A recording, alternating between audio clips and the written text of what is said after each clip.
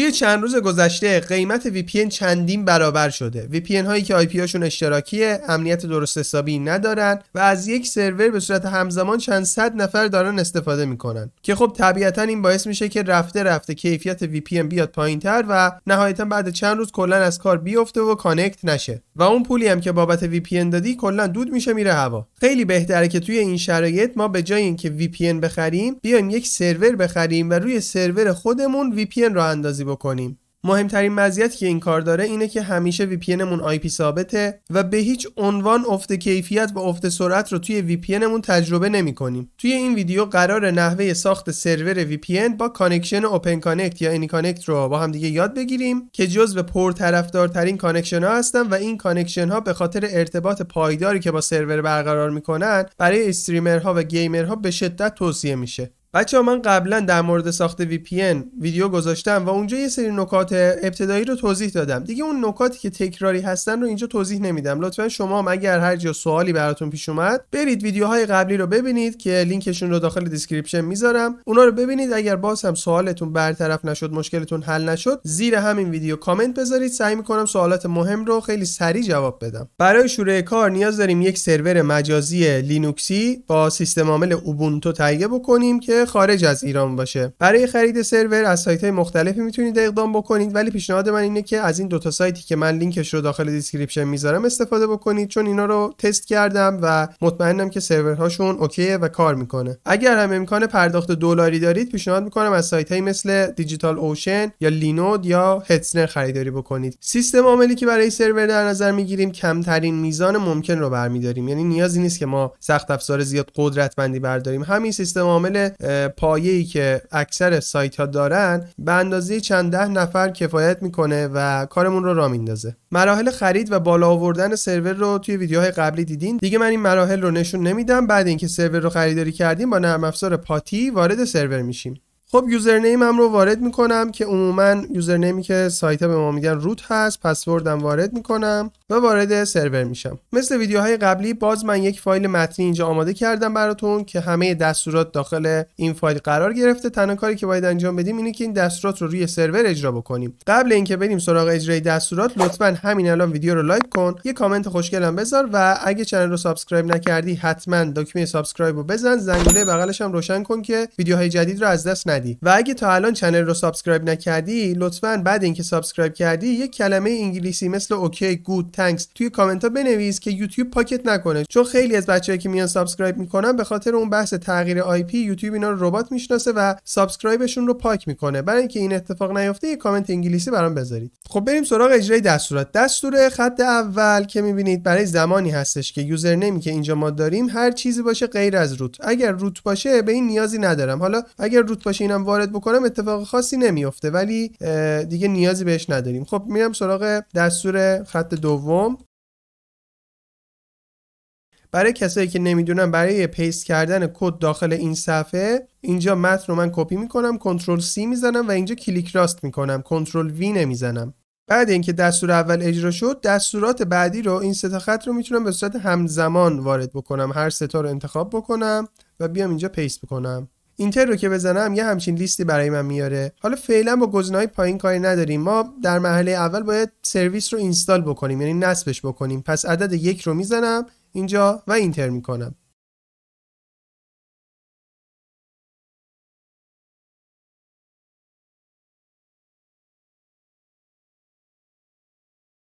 بعد اینکه نصب هسته نرم افزار تموم شد اینجا از من اسم اولین یوزرنیممو میخواد. میگه اولین یوزرنیمت میخوای چی باشه؟ من میگم علی، اینتر میزنم. الان باید پسورد این اکانت رو انتخاب بکنم. پسوردش هم میزنم همون علی، اینتر.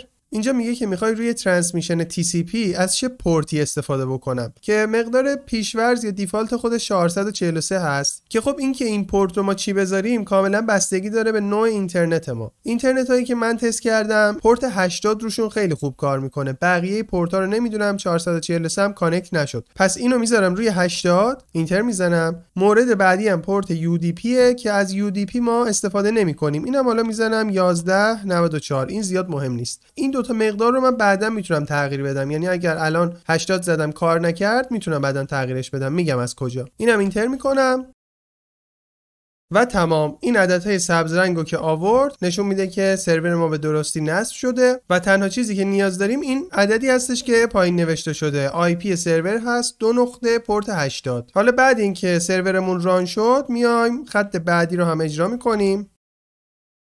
اینجا که رسید یک بار اینتر رو میزنم تا این پیغام ظاهر بشه و اینم تموم شد. الان دیگه کاملا سرور ما آماده است و میتونیم ازش استفاده بکنیم. فقط چند تا نکته وجود داره. اولی برای مدیریت کاربرهاست که اینجا نوشتم مدیریت کاربرها. اینو میام اجرا میکنم. دوباره همین منو باز میشه. اینجا ما فقط با 2 تا گزینه کار میکنیم. یکی 5 یکی هم 6. ریستارت و set account config. ریستارت رو که بزنم در واقع سرویس اوپن کانکت رو یک بار ریستارت میکنه. حالا میگم به چه دردی میخوره. گزینه 6 رو هم اگه بزنم و اینتر بکنم اینجا میتونم یوزرهام رو مدیریت بکنم. مشخصه دیگه. عدد 0 رو اگه بزنم لیست یوزرها رو نشون میده. با 1 میتونم یوزر رو اضافه بکنم، با 2 میتونم یوزری رو پاک بکنم و گزینه 3 هم برای فعال و غیر فعال کردن اکانت است. یعنی یه اکانتی رو نمیخوام پاکش بکنم ولی خب میخوام دسترسیش به وی پی ان رو هم قطع بکنم. میام از اینجا دیسیبلش میکنم که اون اکانت دیگه دسترسی به وی پی ان من نداشته باشه و بعدا میتونم دوباره بیام فعالش بکنم. خب الان من یه اکانت جدید میخوام بسازم. عدد 1 رو میزنم اینتر. الان از من یوزرنیم رو میپرسه. یوزرنیم رو میزنم علی 2 اینتر.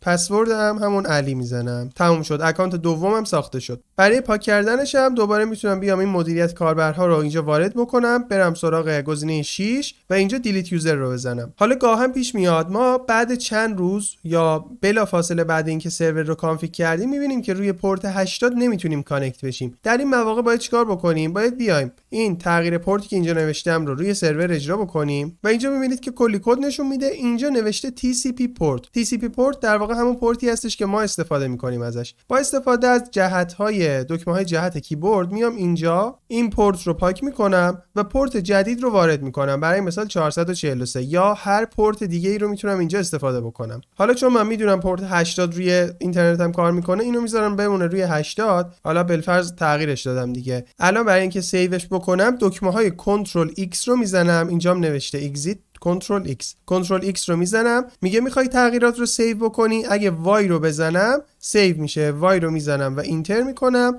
تغییرات سیو میشه. الان نیازه که یک بار اوپن کانکت رو ریستارت بکنم تا پورت جدید رو به عنوان پورت اصلی بشناسه. پس میام اینجا مدیریت کاربرها رو میزنم. این بار گزینه ریستارت رو انتخاب میکنم 5 و اینتر. میبینید که دوباره همین صفحه رو به من نشون میده و اگر پورت رو من تغییر میدادم اینجا پورت هم برای من تغییر پیدا میکرد. از این کانکشن روی ویندوز، مک، لینوکس و گوشی‌های اندرویدی میشه استفاده کرد. روی iOS نمیشه استفاده کرد و برای iOS پیشنهاد میکنم ویدیوی قبلی رو ببینید که این بالا هم لینکش میاد. توی دیسکریپشن هم لینکش رو گذاشتم. اون روشی که توی ویدیوی قبلی یاد گرفتیم هیچ محدودیتی نداره و روی همه دیوایس‌ها میشه ازش استفاده کرد. حالا روی ویندوز از این چطوری استفاده بکنیم؟ برای کانکت شدن روی ویندوز 2 تا نرم افزار ما داریم. یکی AnyConnect، یکی هم OpenConnect. این AnyConnect من AnyConnect رو باز کنم، اینم OpenConnect. این 2 تا نرم افزار رو میتونیم استفاده بکنیم ولی اولویت براتون AnyConnect باشه. اگر AnyConnect کار نکرد و وصل نشد برید سراغ OpenConnect. فایل و لینک دانلود همه نرم افزارا رو هم داخل کانال تلگرام گذاشتم. با هشتگ VPN2 میتونید پیداشون بکنید. لینک کانال هم توی دیسکریپشن هست.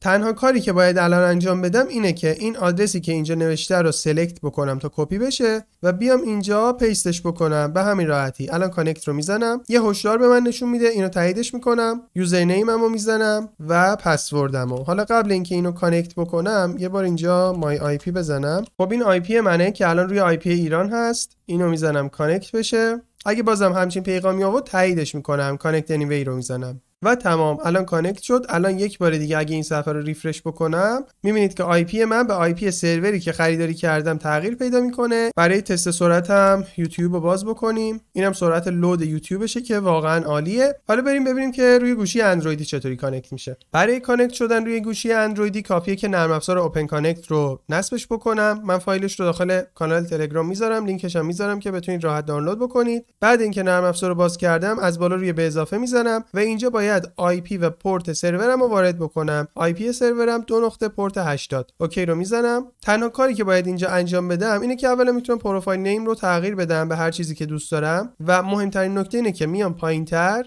و این گزینه رو فعالش میکنم. یه دونه بک میزنم. الان اگه روش کلیک بکنم میبینی که از من مجوز کانکت شدن میخواد. always رو میزنم، یوزرنیم، اینم پسورد. به همین راحتی با این سرعت کانکت میشه. بریم یوتیوب هم نگاه بکنیم. اینم سرعت لود یوتیوبش. بچه‌ها امیدوارم که این ویدیو رو هم مثل ویدیوهای گذشته دوست داشته باشید. حتما ویدیو رو لایک کنید و یادتون نره که اگه چنل رو سابسکرایب میکنید یه کامنت انگلیسی هم بذارید.